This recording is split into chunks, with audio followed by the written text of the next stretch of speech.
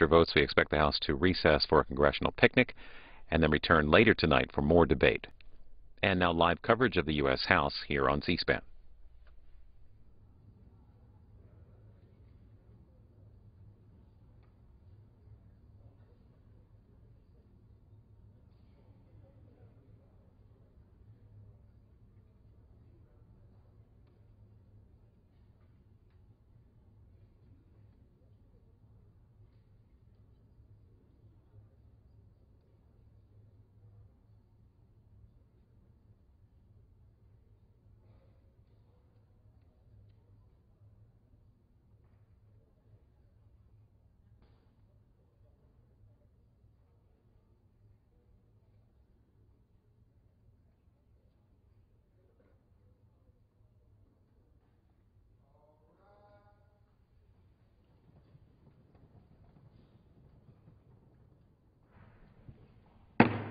The House will be in session.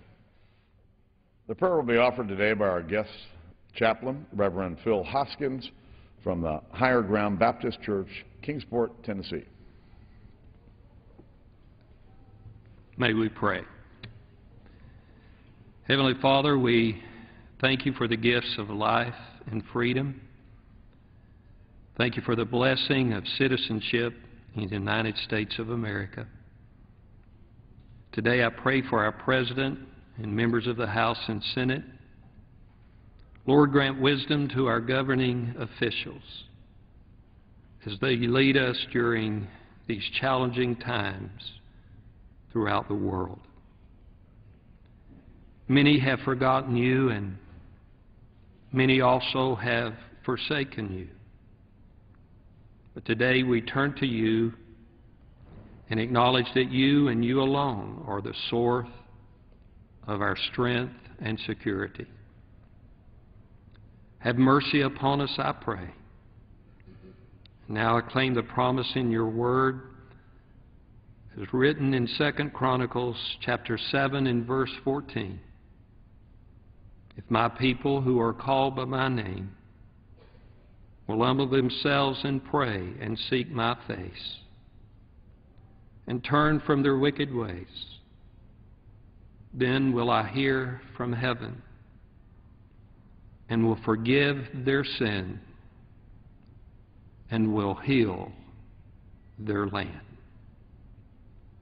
In Jesus' name, amen. The Chair has examined the journal of the last day's proceedings and announces to the House his approval thereof. Pursuant to Clause 1 of Rule 1, the journal stands approved. Pledge of Allegiance today will be led by the gentleman from Pennsylvania, Mr. Pitts. I'll ask our guests in the gallery to please join us in saying the pledge. I pledge allegiance to the flag of the United States of America and to the republic for which it stands, one nation, under God, indivisible, with liberty and justice for all. The Chair will entertain up to 15 one-minute requests on each side. Without objection, the gentleman from Tennessee. Without objection. Thank you, Mr. Speaker. Today our guest chaplain is Dr. Phil Hoskins, a native East Tennessean. Dr. Hoskins attended East Tennessee State University, Milligan College, Andersonville Baptist Seminary, where he earned his degree and Doctorate of Theology degree. For 12 years, Dr. Hoskins served as a full-time Southern Baptist evangelist and has conducted over 400 revivals and crusades in 28 states and Canada. Dr. Hoskins is now the pastor of Higher Ground Baptist Church in Kingsport, Tennessee. Since accepting the pastorate of Higher Ground in 1991, he has helped his congregation grow from under 200 to well over 3,000 members. Dr. Hoskins is here today with his wife, Brenda, and his two beautiful daughters, Mackenzie Page and Madison Jade. It is a great honor to introduce Dr. Hoskins, whose dedication and commitment to serving God and his fellow man is unwavering. And my friend, I'd like to yield to my friend from North Carolina, Heath Schuler. I thank the gentleman from Tennessee. It is indeed an honor that you have asked one of my dear friends, Phil Hoskins, to be able to come and preside over the House this morning and lead us in prayer. A gentleman who baptized my wife, who administer the ceremony that married my brother and his wife. And so Phil has meant an absolute everything to me and my family, and I love him unconditionally. He has been a man of great character, someone I can lean on, and I'm jealous that you have him in your district. I yield back. Thank you, and I yield back. Time of the gentleman has expired. The chair will entertain up to 15 further requests for 1-minute speeches on each side of the aisle. For purposes, the gentleman from Texas seek recognition.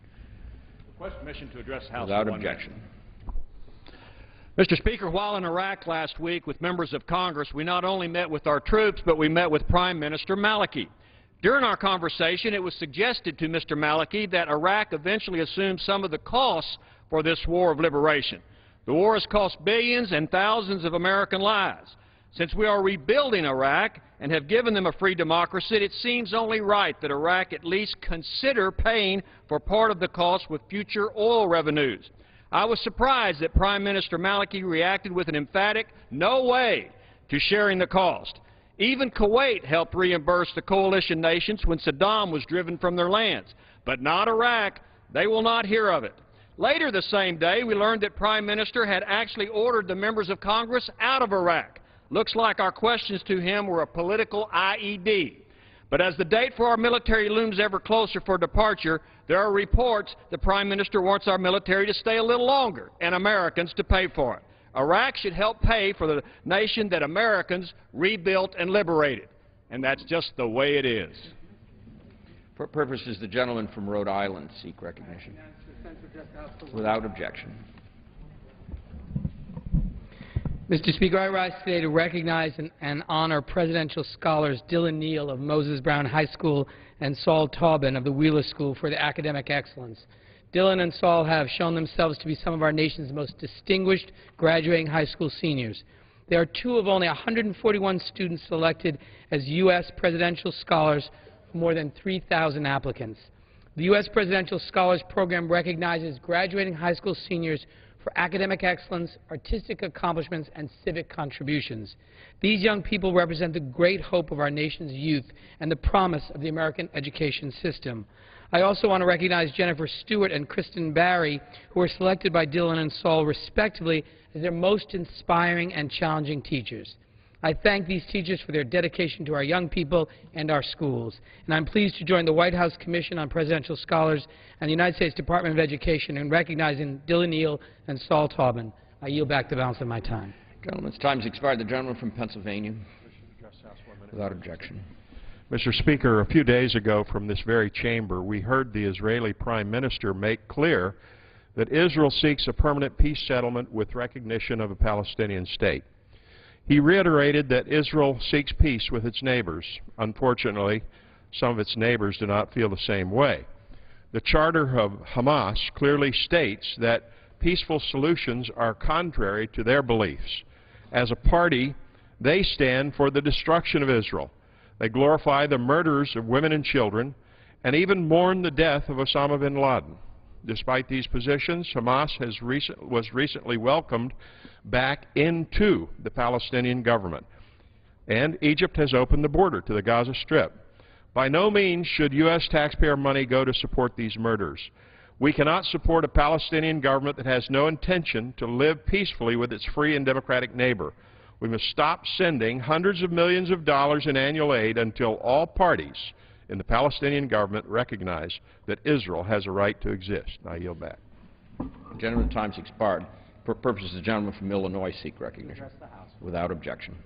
Thank you, Mr. Speaker. Mr. Speaker, shockingly, individuals on the federal terrorist watch list are not excluded from purchasing firearms in the United States. Quite simply, this means you can be on a terrorist watch list and be prohibited from boarding a plane because we think you're a terrorist, but you can buy a semi-automatic weapon. Last week, American-born al-Qaeda spokesman Adam Gadane urged the terrorist group followers to exploit this terror gap in our gun laws. Our enemies, intent on destroying Americans and our way of life, have made a calculated decision that Congress cares more about protecting the gun lobby than it does the safety of its citizens. They are convinced we lack the courage and fortitude to close our gaping loopholes, and that their persistent campaign to strike again on our soil has new promise. I would love to stand here today and say our enemy has grossly underestimated us. I am not certain I can. My colleagues in Congress are now faced with a critical opportunity to do the right thing and pass the most common sense of common sense policies by closing the terror gap. Al-Qaeda will be watching our response. Thank you. Time of the gentleman's expired. The gentleman from Indiana. Without objection. Thank you, Mr. Speaker. I'd like to honor a native member of Indiana's Air National Guard today. Staff Sergeant Andre Carbonell was recently awarded Indiana Air National Guard's Airman of the Year for 2010. The honorable award is designed to recognize members that are hard-working, are involved in the community, and continue to advance themselves in education. After members compete on a quarterly basis, they compete at the state level to become the Airman of the Year. Carbonell received his award Friday, May 20th, at Victory Field in Indianapolis. He is from Warsaw, Indiana, and a phased aircraft mechanic for the 122nd Fighter Wing in Fort Wayne, Indiana. He is also a full-time student at Indiana State University, where he is majoring in professional aviation. I congratulate Staff Sergeant Andre Carbonell for his achievements and am proud of Indiana's 14,700 members of the Indiana Army and Air National Guard. Our nation owes endless gratitude to these men and women in uniform who have devoted their lives to our security and the preservation of our liberty. And I'll yield back. Gentleman's time has expired. The gentlelady from California. Without objection.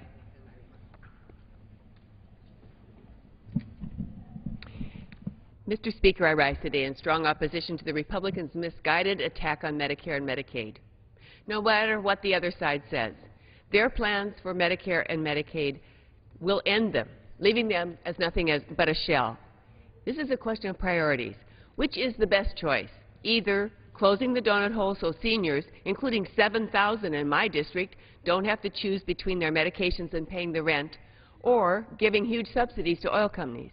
Or this choice, telling people, including 100,000 in my congressional district who are in their 40s and 50s, to hurry up and save another $200,000 each before they retire so they can pay for health care since Medicare's guarantee is gone, or continuing tax breaks for millionaires and billionaires. The Republican budget is not a plan for our future. It's a recipe for disaster. It ends Medicare and Medicaid, puts our seniors at risk. Stand up for our current and future seniors. Say no to the Republican attack on Medicare and Medicaid. I yield back. Gentlelady's time has expired. The gentleman from Texas. Without objection. So ordered. Mr. Speaker, we found out last week that new business creation is at a 17-year low, and Americans are asking, Mr. President, where are the jobs? Unemployment has now languished at the highest level since the Great Depression, and Americans are asking, Mr. President, where are the jobs? 1 in 7 families are now on food stamps, and Americans are asking, Mr. President, where are the jobs? The Bureau of Labor Statistics released that the time it takes to get a new job is at an all-time high, and Americans are asking, Mr. President, where are the jobs? House Republicans have a plan for America's job creators to put the nation on a fiscally sustainable path to restore confidence, to make our tax code competitive, and to take the burden of regulation off of our job creators so that American workers can get the paychecks they need and deserve. I yield back to balance my time. Gentleman's expired. Gentleman from New Jersey. Without objection, so ordered. Mr. Speaker, the more we learn about the true impact of the majority's plan to end Medicare and gut the Medicaid program, the more there is to dislike. For starters, under their plan, seniors will pay $6,000 more in annual out-of-pocket costs for health care services. Current seniors will see higher costs on prescription drugs as a result of reopening of the donut hole, as well as a spike in the price of preventive care because free annual wellness visits will be eliminated. Individuals who are 54 years of age and younger, including 540,000 people in my district, will be denied access to Medicare's guaranteed benefits.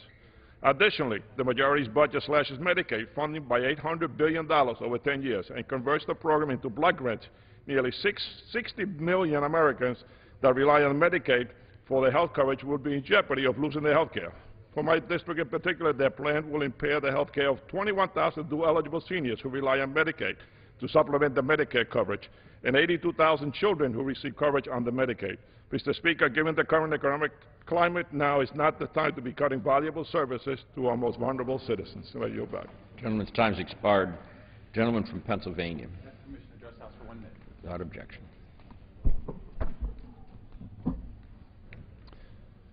Mr. Speaker, there are massive inefficiencies in Medicare that are causing the program to go bankrupt.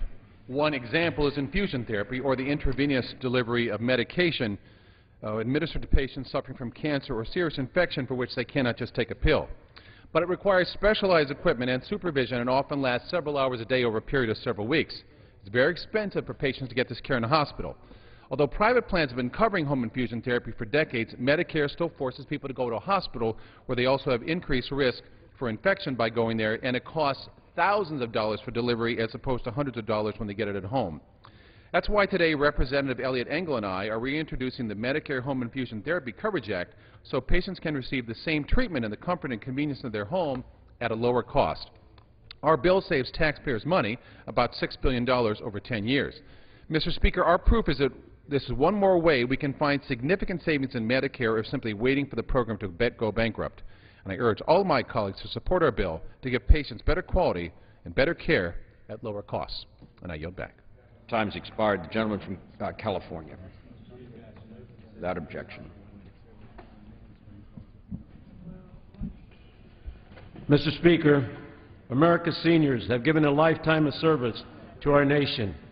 It is our responsibility to demonstrate the same commitment to them by providing a safety net like Medicare and Medicaid. Sadly, the Republican budget will have a devastating impact on our seniors, forcing many of them to sell their homes and rely on their children just to get by because they can't afford health coverage. In my district alone, the Republican budget plan would throw out 3,200 Medicare beneficiaries into the prescribed donut hole, eliminate preventive care benefits for 56,000 seniors, deny 630,000 individuals aged 54 and younger guaranteed Medicare coverage, jeopardize nursing home care for 1,100 seniors whose expenses are paid by Medicare. Yes, we must lower the deficit with intelligent spending cuts. But it is wrong to balance the budget by cutting vital service to the American seniors. Let's preserve Medicare and Medicaid. Let's work together, Republicans and Democrats, and find a solution. I yield back the balance. All right, the gentleman from Louisiana. Without objection. So ordered.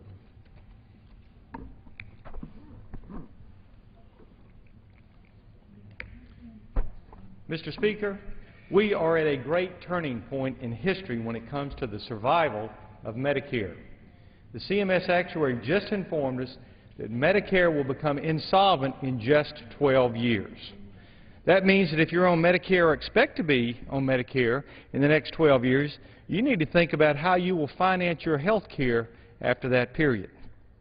And what is the President's plan or the Democrat congressional plan? Sorry, there is no plan. When asked, Mr. President, why no plan when the law requires you to have one? He said, and I paraphrase, that he would rather Republicans take the lead so he can demagogue ours. Never mind that Obamacare takes $1.5 trillion from Medicare to subsidize its crazy schemes. The Ryan budget plan that was passed here in this chamber has the only credible plan to save Medicare. It ensures traditional Medicare coverage indefinitely if you're over 54 years of age. It provides for a choice among many private plans with premium support based on financial need for those who are under. It is time congressional Democrats and the President step up on this vital issue. Thank you, and I yield back. Time's gentleman's expired. Gentlelady from Illinois. Without objection, so ordered. Mr. Speaker, the more people know about the Republican plan for Medicare, the less they like it. So it's no wonder that the Republicans are trying to prevent House members from telling our constituents about the plan to end Medicare by actually censoring our mailings to our own districts. But Democrats aren't alone in saying the Republican plan ends Medicare. Tom Scully, former Bush administration head of Medicare, says the Republican plan, quote, gets rid of the current Medicare program, unquote, and that it is, quote, a fundamental structural change in the program, unquote. It's so fundamental that beginning in 2022, the out-of-pocket costs for enrollees would double, and they would be forced to pick a private insurance plan without guaranteed benefits. Republicans can call their plan whatever they want, sort of care, maybe care, or we don't care, but they can't call it Medicare. They can try all they want, but they can't keep seniors from learning the truth. This program that they introduced ends Medicare. Gentlelady's expired. The gentleman from Georgia. Without objection, so ordered.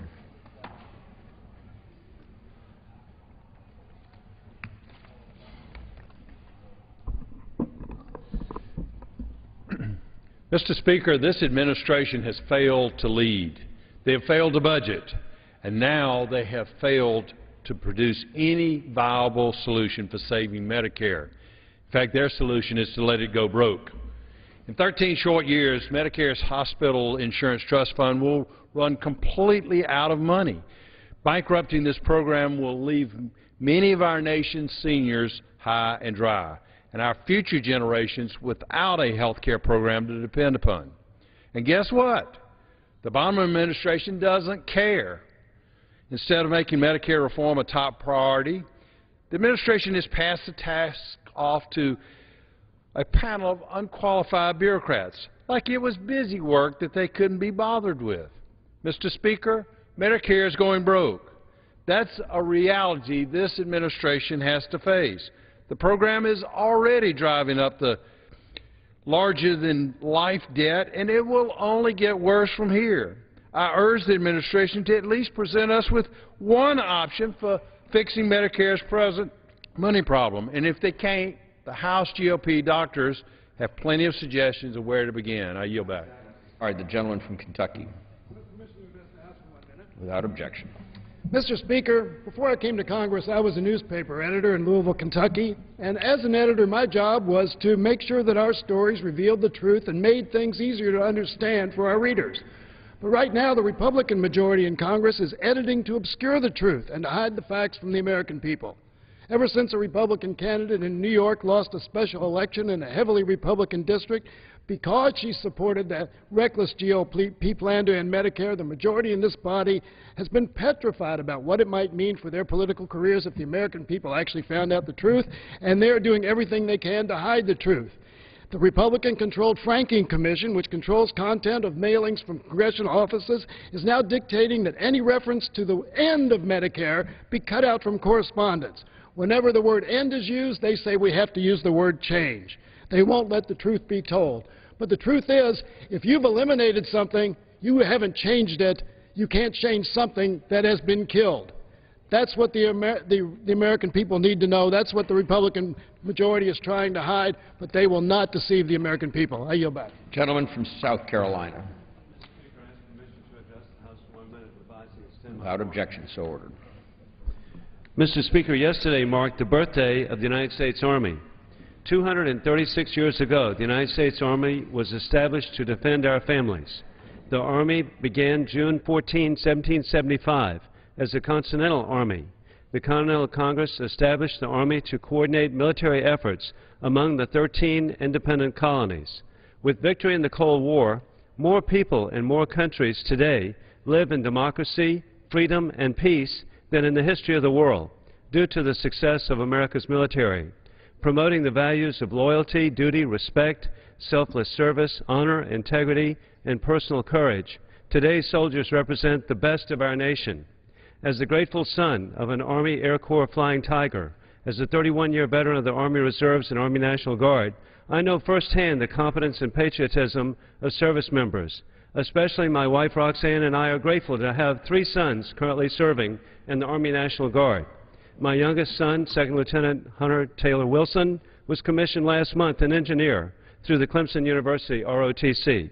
In conclusion, God bless our troops, and we will never forget September 11th and the global war on terrorism. Time of the gentleman's expired. The gentleman from Virginia. Without objection, so ordered. Thank you, Mr. Speaker. I rise today to object to the Franking Commission, the majority on the Franking Commission's exercise in blatant and transparent censorship on a Medicare mailing I and other colleagues of mine wish to send to our constituents.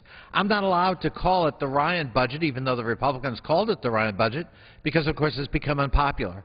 I'm not allowed to refer to changing Medicare to a voucher system, even though Mr. Ryan himself referred to it as a voucher system. I must now call it a premium support system. These changes, among many others, are censorship at its worst. When we don't like something, when it's not going well for us on the majority side, we suppress it.